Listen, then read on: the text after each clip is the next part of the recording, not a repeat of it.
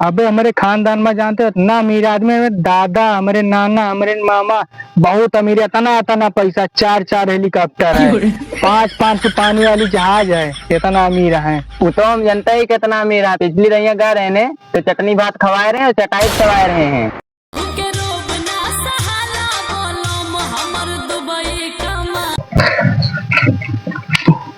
जितना पैसा है निकाल दो, नहीं तो आज जान ले लियो। भैया में लगे 1 रुपया है ना, हमारे जाने अध्यम्बा भाई जाग ले लियो। काना है तेरे जान का मुस्कान मुस्कान भोसड़ी वाली बेवफा है यार।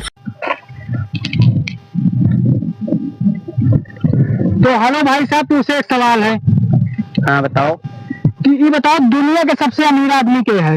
हम तो ही वो कैसे? तो इन बता दो क्या है। सबसे अमीर आदमी मुकेश अंबानी, धीरू भाई अंबानी। तू कैसे भाई? मुकेश अंबानी का 350 रुपया महीना दी छन।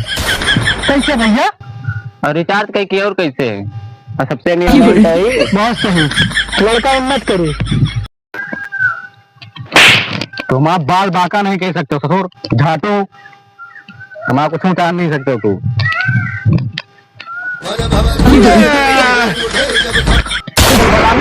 यार हम तो ऐसे कहते रहे, नहीं खड़ा आया है। दोबारा ना बोला यार, तो ऐसे